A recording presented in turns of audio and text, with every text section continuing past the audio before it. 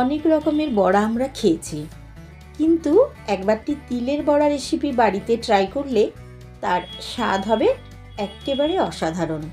আর তা কিন্তু পোস্তর স্বাদকেও হার মানাবে। বাই দ্য ওয়ে, আমি চন্দনা, আর আপনারা এখন দেখছেন চন্দনার রান্নাঘর।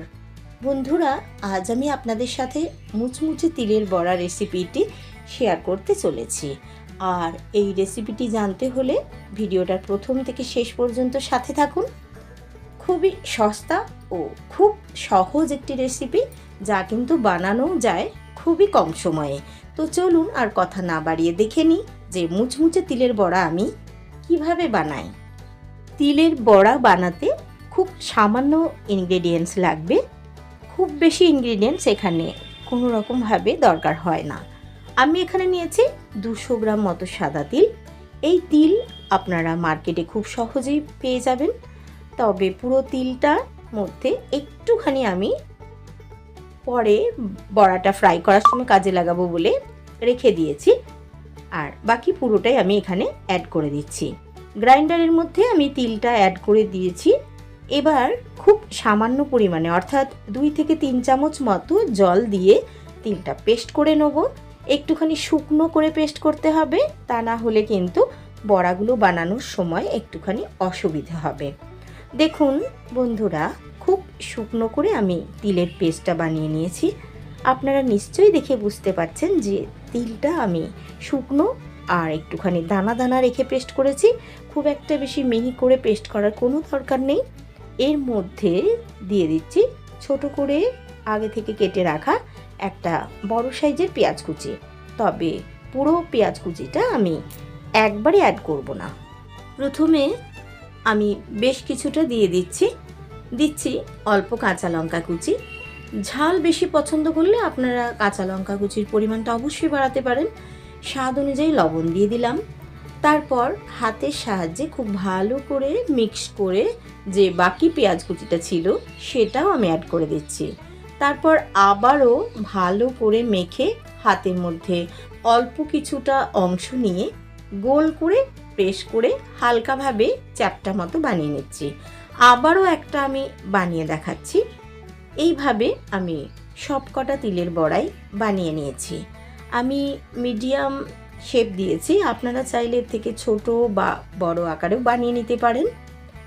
200 গ্রাম তিল দিয়ে আমি 6 পিস বড়া বানিয়েছি। অন্যদিকে ওভেনে আমি একটা কড়াই বসিয়ে দিয়েছি, আর কড়াইতে এখন অ্যাড করছি পরিমাণ মতো সর্ষের তেল। আপনারা চাইলে কিন্তু সাদা তেলও ইউজ করতে পারেন। তেলটা একটুখানি গরম হলে একটা তিলের বড়া নিয়ে সামান্য গোটা তিলে কোট করে তারপর গরম তেলের উপর ছেড়ে দিচ্ছি। এই সামান্য তিল আমি প্রথমে নামিয়ে রেখেছিলাম বড়াগুলোতে কোট করব বলে।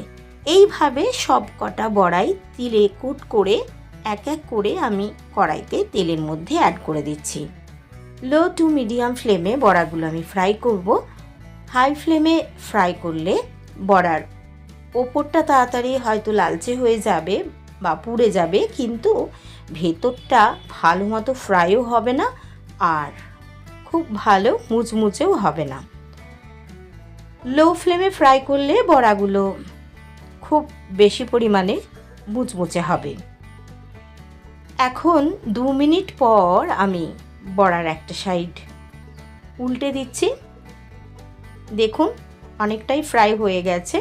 এইভাবে উল্টে পাল্টে বড়াগুলো আমি মুচমুচে করে ফ্রাই করে এক এক করে তুলে নিচ্ছি। মুচমুচে তিলের বড়া ফ্রাই করা আমার একদম কমপ্লিট। আর বড়াগুলো ফ্রাই করার পর দেখতে কিন্তু ভীষণ সুন্দর হয়েছে। বন্ধুরা, গরম ভাতের সাথে এই বড়া বাড়িতে আপনারা ট্রাই করুন আর সকলকে সার্ভ করুন। কথা দিচ্ছি যে এই তিলের বড়া কিন্তু পোস্ত বড়ার স্বাদকেও হার মানাবে।